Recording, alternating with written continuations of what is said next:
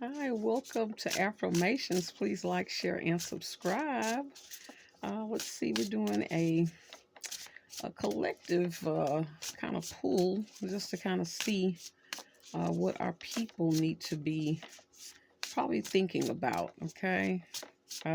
Wishing everyone mental, spiritual, emotional, and physical health. Hoping everyone's having a good evening. And if you're looking at this in the morning, good morning. All right.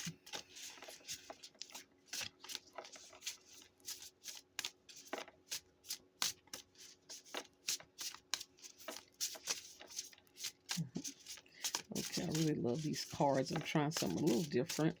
They have the little forest animals, and so we're going to see which forest animal we're going to get today. It normally has a lesson or a word, and then I'm going to kind of read what it talks about. Okay, so this is something. Uh, if you're new to this channel, again, we kind of focus on the healing of our people, and so we're just kind of looking at what is it that we need to be thinking about. Okay, all right. Okay, let's see. That one wants to poke. Okay, it says, which one is this one? It says, trust the invisible. We got the snail and huckleberry. The snail, let's see, can you see that? The snail and huckleberry. Okay, the lighting's not doing what I want it to do. Okay, so you can see it a little bit. The snail, it says, trust in the invisible. Let's see what this is talking about. And they have Roman numerals, so it's a little tricky. X11, let's see. They have Roman numerals.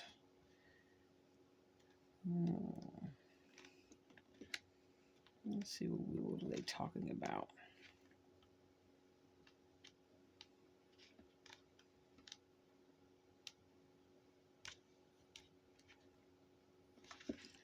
Let's see. It's interesting. Some of these like they have the same. Oh, that's XL1. Okay, forgive me. Bear with me. Is this gonna get to it? Yep, found it. Okay, let's see what this has. It's talking about trust in the invisible, right?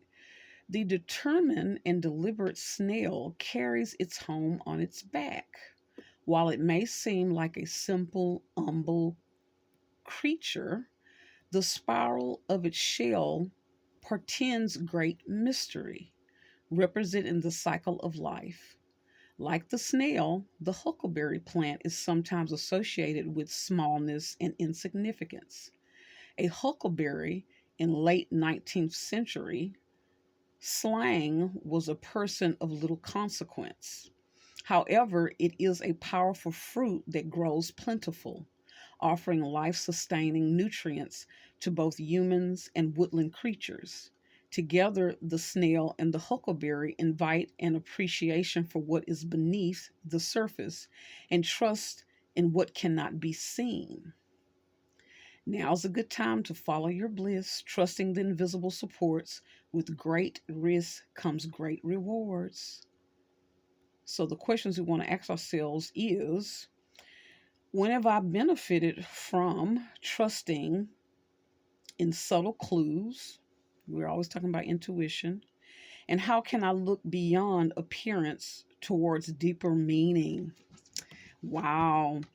People do struggle with that, right? Looking at appearances and assuming things. But as I'm reading this and I'm thinking about the snail, the significance of the snail and the huckleberry, talking about how they seem insignificant, right? And the huckleberry was a common term for a person that was of not great consequence, that wasn't important. And I think about our people, how we were viewed as less than, but yet when you look at it, it's talking about how it was plentiful and it helped sustain life.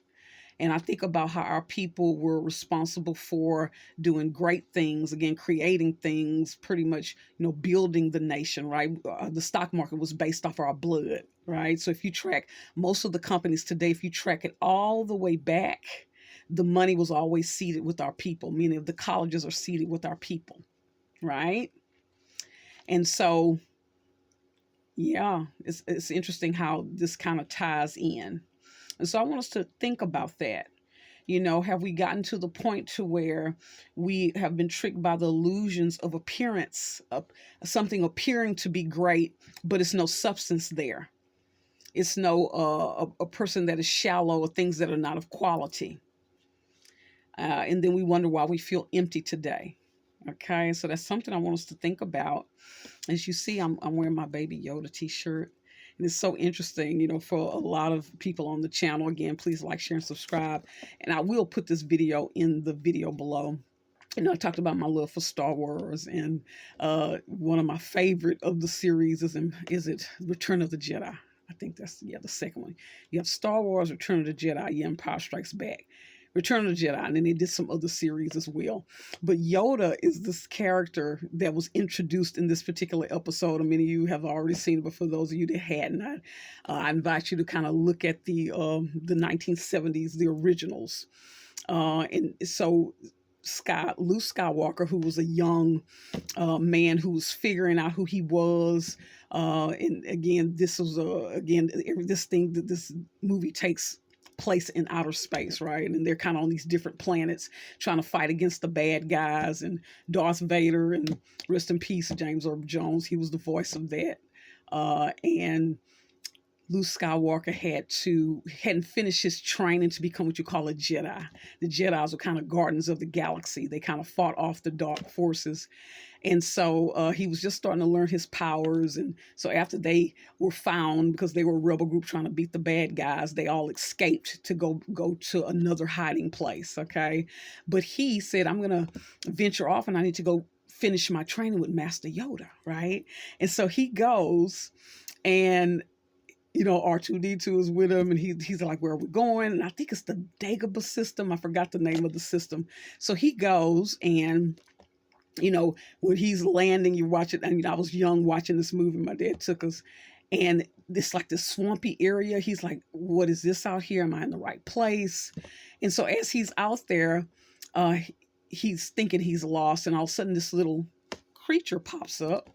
And he's like, they were kind of scared of this particular creature at first, but this little goofy creature comes out like, what are you doing here? And, you know, talking in this little voice. And the R2-D2, is that it? Started kind of trying to fight. And he was like, no, leave him alone. He's going through their things, throwing their things around, acting goofy. And he was like, he said, who are you looking for? And he says, I'm looking for Master Yoda. He says, oh, I know him. He says, you do? He says, okay, you'll follow me. So he takes him to his house, which is a little hut. And again, of course, Luke Skywalker can't even fit in it. And he's sitting there, and he's, you know, talking, and he's bumping his head because the place is too small. He's like, when are you going to take me to go see this Master Yoda? And then he's trying to feed him food. He says, just rest. I'll take you to go see him. And so he's getting antsy, and he's bumping his head. Then all of a sudden, Yoda stands still, and he says, he's not ready. And then Luke Skywalker looks up, and then all of a sudden, this kind of a vision of Obi-Wan Kenobi, who's his original teacher, who had passed away, appears. And he's like, what? He says, Master Yoda, you know, please work with him, realizing that this little funny man was the master of them all. But yet he looked like he was insignificant, right? And so, judging a book by its cover, I think about our people, and I'm connecting it to Master Yoda, you know, looking poor, right? You know, people teasing the way we would speak, but yet we were geniuses, master builders, okay? We were the ones that knew, they came and got us. We already had skills of planting and things of this nature, geniuses, creating all things. But the appearance was one that people would look down upon.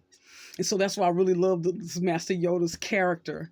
And then he looks at Luke Skywalker and says, oh, you judge me by my size and my appearance, do you? Right? So sometimes, you know, we need to be aware of that sometimes people are casting illusions, and we're thinking something, things are shinier and better than what they really are. Okay. And we're overlooking, you know, our roots of where we come from. Okay. So, and again, I'll put the video in below. I think the name of the video was May the Force Be With You, where I kind of talk about other scenes from the movie, okay? So, yeah, I want us to think about that as a people, you know? Things that seem insignificant, but yet are the backbone things, people that seem insignificant, but they're the ones that's quiet, that's really doing the work, right? You know, people that are up front a lot of times are not doing the hard work. Okay. And so, I want you all to think about that. Okay.